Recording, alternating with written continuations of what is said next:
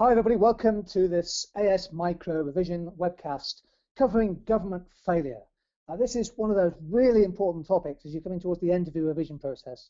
You've revised all the different types of intervention in markets, from indirect taxes to buffer stocks to maximum minimum prices, subsidies, all that kind of stuff.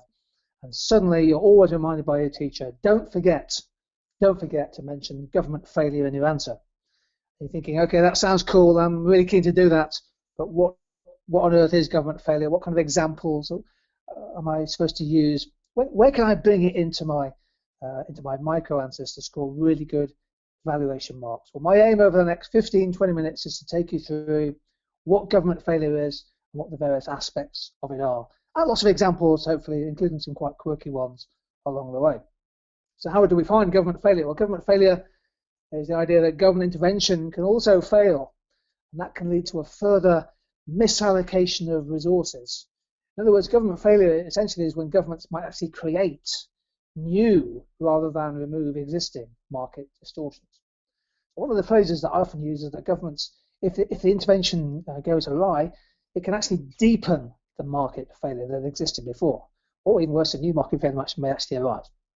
So government failure is basically when policy doesn't work, and that could actually just be that it's just ineffective. It doesn't actually create enough incentive for people to change the decisions that they're making.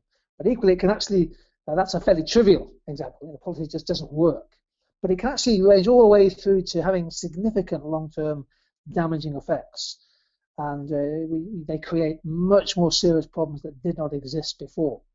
And that really is government failure, and it's definitely worth emphasising in your answers.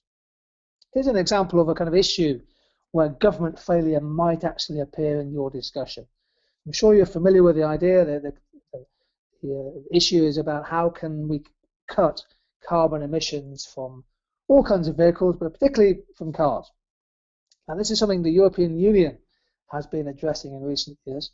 And one policy they've introduced is they've brought in quite tough, increasingly stringent regulations on the maximum CO2 emissions that can be emitted from each car per kilometre travelled.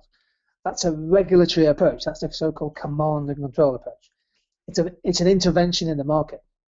And this year, the maximum number of grams of CO2 per kilometre has come down. It's going to come down each year. That's just one policy that can be and has been introduced.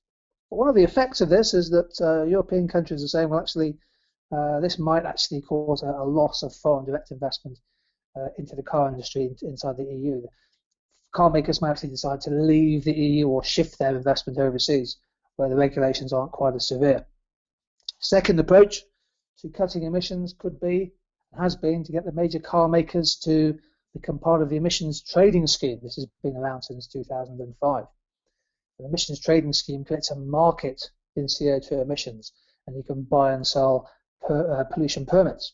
And in theory, markets work quite well, putting a price on carbon, and businesses have an incentive to invest in low carbon technologies.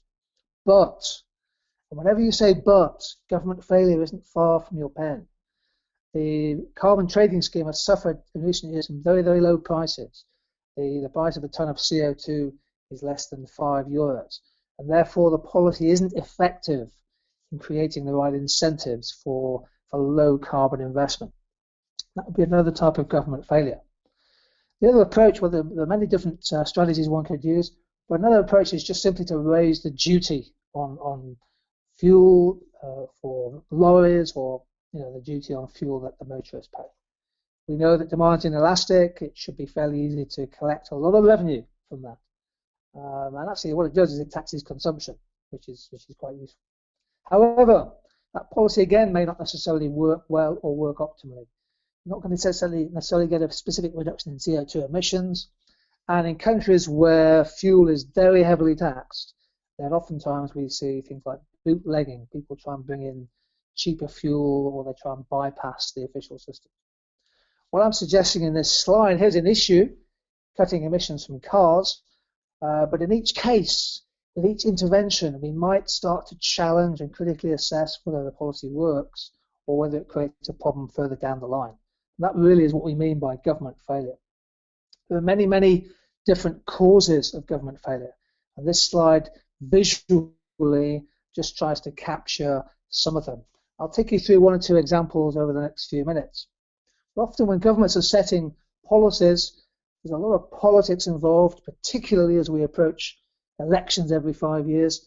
Maybe in the run-up to an election, the government's going to make a tax or a spending decision, which is basically in their own short-term political self-interest, not really in the long-term interests of the economy. In other words, politicians have their own agendas, and oftentimes they're subject to very intense lobbying. It's probably more the case in the United States and the UK. It certainly happens in this country as well. Another problem that causes government failure is often governments, especially politicians, with one eye to elections, they're looking for a quick fix and maybe a short-term palliative option rather than the sort of well thought out and tested long-term solution. And that can cause problems. Come back to that in a second. Regulators. A lot of industries are regulated, and there are oftentimes some regulatory problems we have to consider. Governments themselves may lack expertise or lack information. Even a developed economy such as the UK suffers from occasionally inaccurate data, or governments haven't done a sufficiently robust cost-benefit analysis. And sometimes when the true data comes out, it's kind of too late. Government failure can also happen when a particular policy creates a disincentive effect, maybe a disincentive not to work, or a disincentive not to save. Or perhaps it creates a shadow market, so the black market, secondary markets, which weren't there before. And there are lots of other examples of government failure. They're here on the slide, and you can also access them on our website. I don't want to spend too much time going through all of these, but let me just pick out one or two, hopefully of interest for you. Political self-interest is one of those topics that is really worth discussing. If you get a question on, for example, farming or housing or transport or the environment, politicians are inherently political. Okay, that's the nature of the beast. And oftentimes the decisions that are made, a very strong vein of political self-interest running straight through them. The example I've chosen here on this slide is the decision taken by the UK government a couple of years back not to introduce a minimum unit price on alcohol. A lot of debate about whether this was the right strategy for addressing binge drinking, for example. But actually 2 years ago they decided not to do it. And a little while after that, BBC website reported that the BMJ, the British Medical Journal, itself reported that the government has had over 130 meetings between politicians and members of the drinks industry. That suggests perhaps that government policy was being unduly influenced by some pretty powerful lobbying groups. Self-interest, lobbying, always worth thinking about when you're writing an answer. Another big issue is oftentimes government spending turns out to be an horrendous waste of money.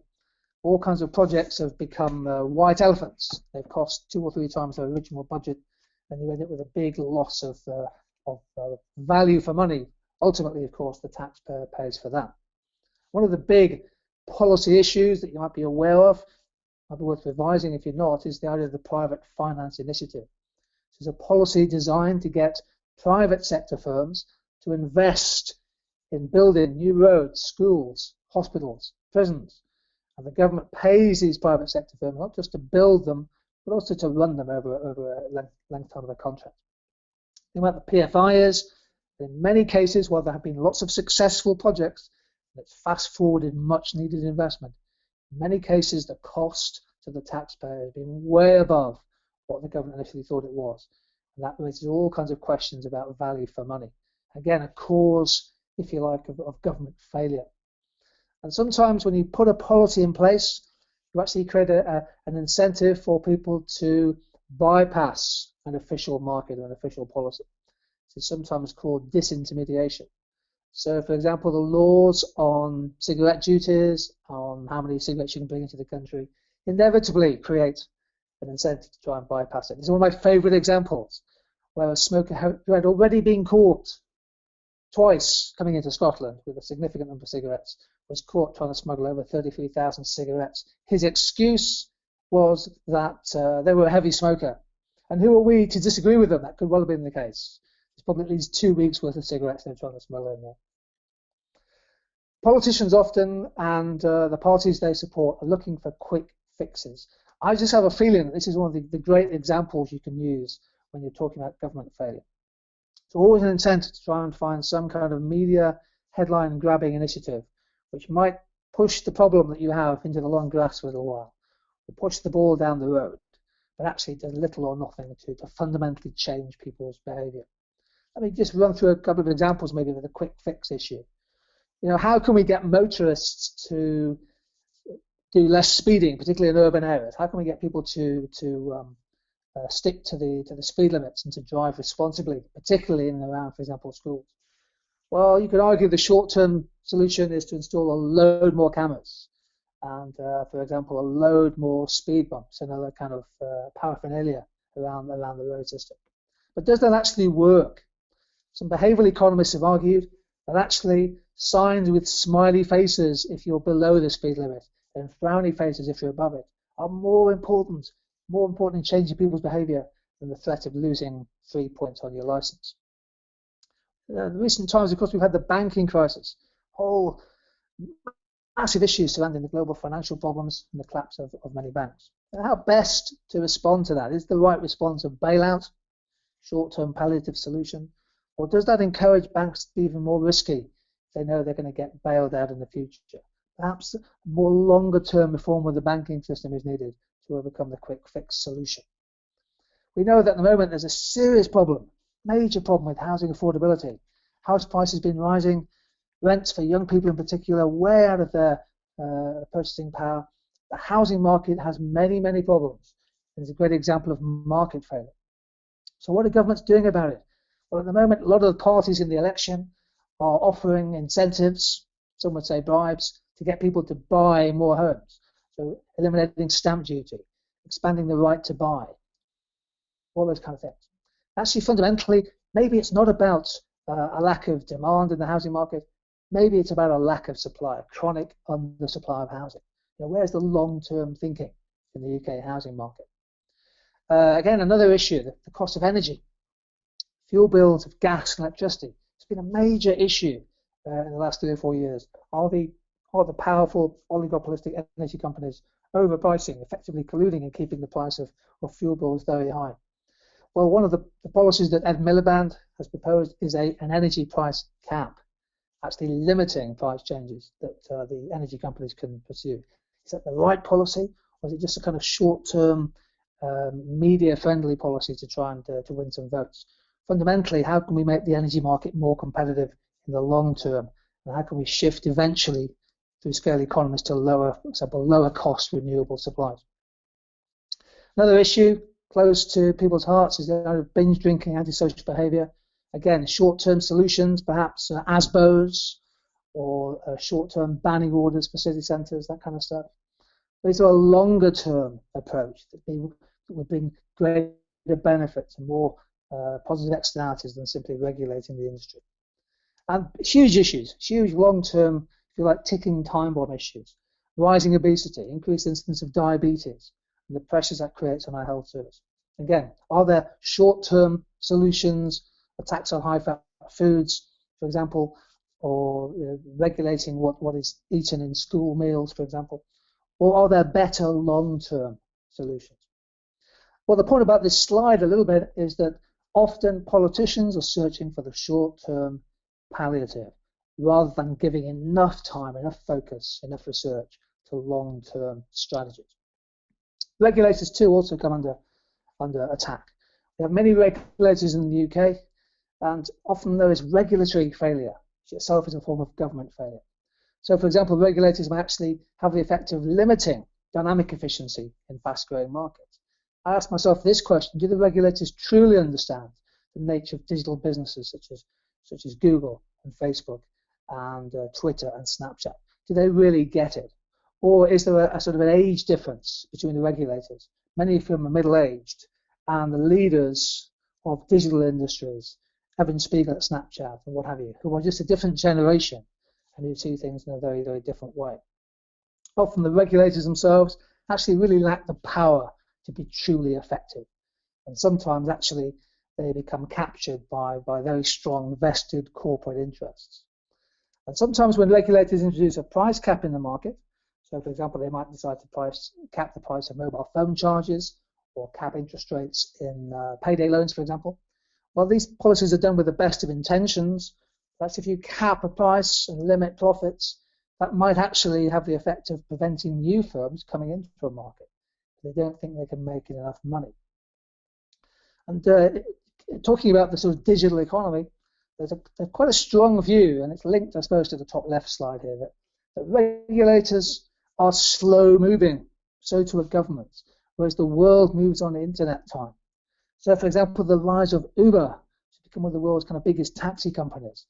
It doesn't own a single vehicle.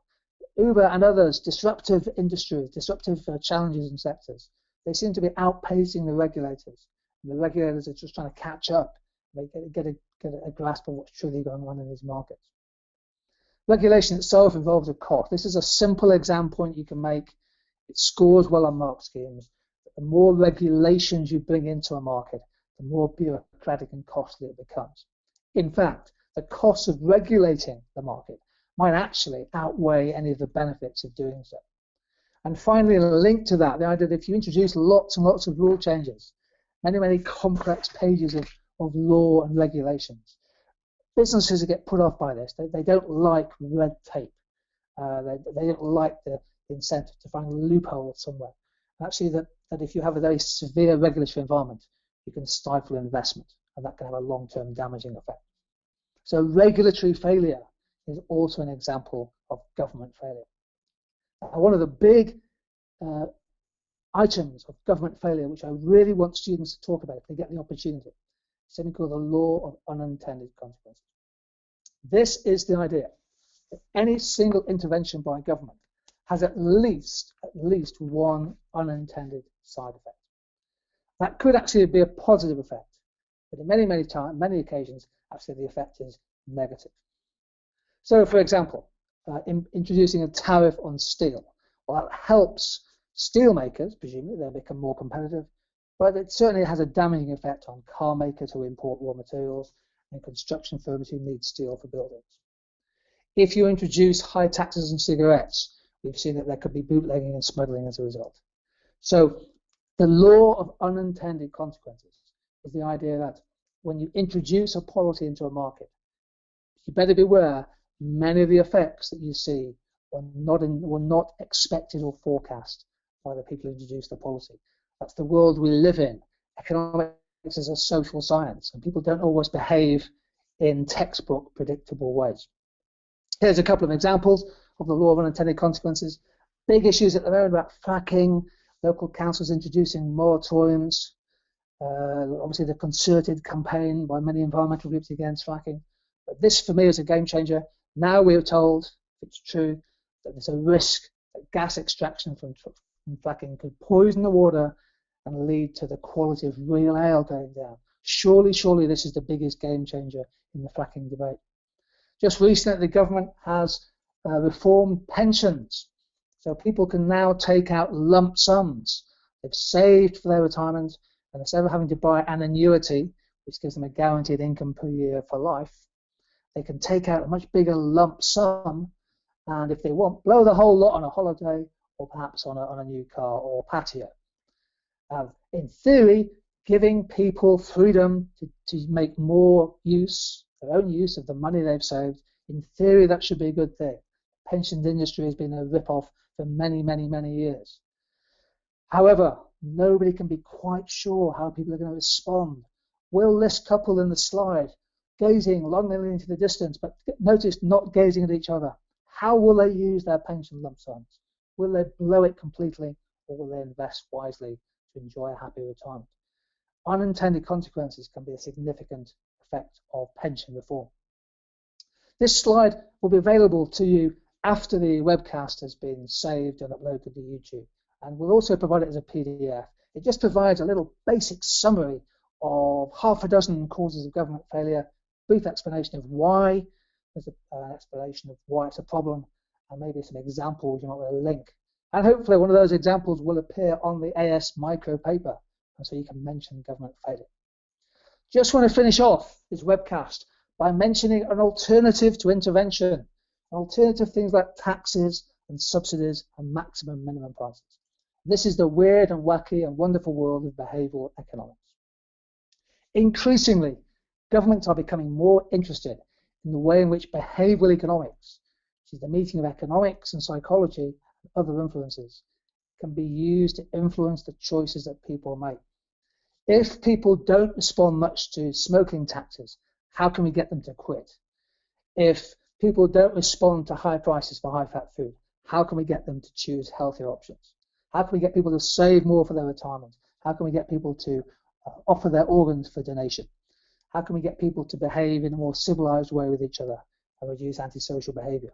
It's a whole area for behavioral economics to look at. Here are some examples of behavioral economics in action. So when it comes, for example, to donating organs, critical organs, for use after one has passed away, turns out that organ donation rates fundamentally determine on how the form is designed, and whether you opt in to organ donation or whether the opt out is the default. Turns out that makes a big difference. Labeling can make a huge difference to what people actually do with the money they're given. So here's an example drawn from the UK. If we give pensioners a cash transfer of £100, according to this trial, they'd be expected normally to spend £3 of it on fuel, a cash transfer. However, if we actually call it something different, we give pensioners a winter fuel payment of £100, then they spend on average over 10 times that much, £41 on fuel. But notice, of course, they don't spend it all on fuel. So organ donation formula design important. How can we get people to cut speeding on the roads? Or how can we get people to achieve significant weight loss? Well, we can tax, we can subsidize, we can regulate. Actually, some evidence that if you introduce lotteries, incentives, people speed less. So, for example, in Sweden, they had a trial where motorists coming into a city centre, if they were underneath the speed limit, a smiley face would appear and their registration number would be photographed and entered into a prize draw. At the end of the month, those people kept below the speed limit, well, they would win lottery prizes, and the money came from the fines of the people who'd gone above the speed limit. Turns out that was a very effective way of getting people to speed less. How can we stop people smoking? Do we tax cigarette users until they're fuming? Or do we offer them sort of cash incentive programs through the health service to try and change their behavior? It's an interesting question. It's behavioral economics can answer some of them. How can we get hospitals and doctors in particular to stop sending people for x-rays when they're not really needed? Somebody turns up at A&E with a suspected broken ankle. X-rays are expensive.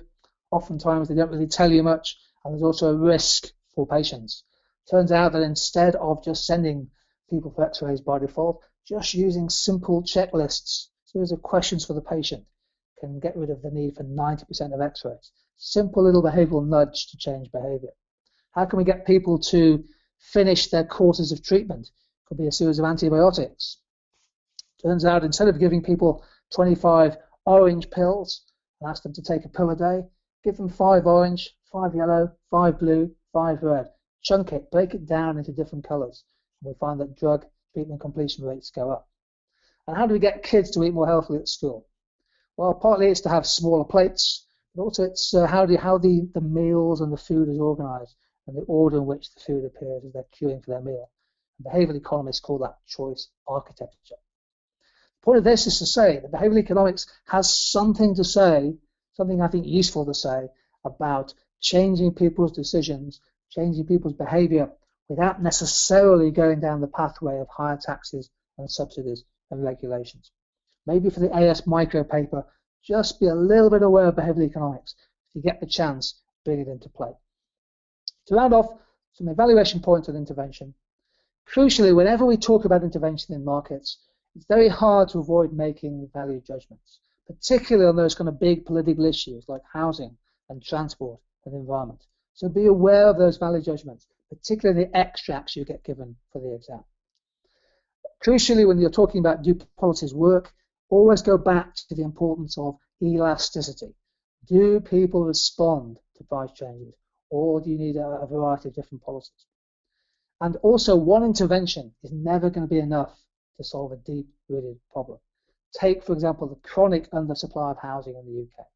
It's not a problem that's capable of a single, easy solution. Great evaluation to say that this problem requires a combination of policies, some affecting demand, some affecting supply. Lastly, don't forget that whilst governments can have a significant effect on markets and on well-being and social welfare, let's not underestimate the power of market forces. Out there are people in labs, in innovation labs, finding interesting solutions to intractable problems. Not always the government that should necessarily be the catalyst for that. And finally, as I said before, whenever you talk about unintended consequences, just remember that we're dealing here with a social science. Economics is essentially about social behavior. And whilst textbook theories have standard views, and AS will test those, people don't always work in the way in which you would expect theory to show it would. This has been a revision webcast on aspects of government failure. We've covered a lot in the last 25 minutes, and I hope it's been kind of useful for you. But please, if you need some more resources, come back to our website, just type in government failure into our search engine, and you get loads of useful articles and blogs. Thank you for joining, and I hope to see you again next time.